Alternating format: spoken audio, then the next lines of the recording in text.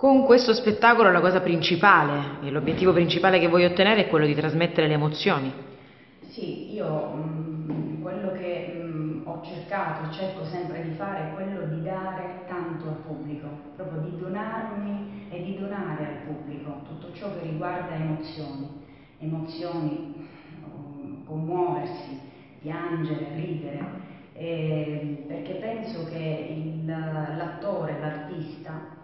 deve dare emozioni al pubblico, perché il pubblico ha bisogno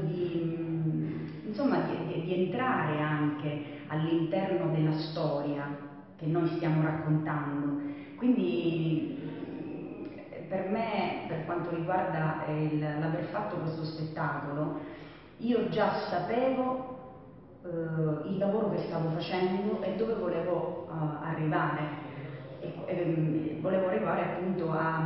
donare delle forti emozioni al pubblico e cercando di far vivere veramente il verismo, perché comunque cercando anche di trasmettere tutto ciò che riguarda l'umiltà, cercare di avvicinarsi a quello che è la semplicità delle cose, la spontaneità, la purezza anche di questi personaggi, di questi uomini della vita dei campi, no?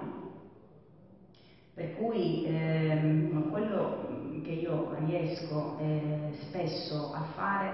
è cercare di creare sempre un lavoro di squadra all'interno del gruppo, perché secondo me ogni cosa è come, diciamo, ogni frammento, ogni piccolo momento è come dei piccoli sassolini, come un mosaico che va proprio ad incastro, ogni cosa ha un suo perché e quindi pian pianino si crea proprio questo grande mosaico ed è importante che ne so, il lavoro del service, audio e luci, il lavoro con gli attori, il lavoro con i musicisti.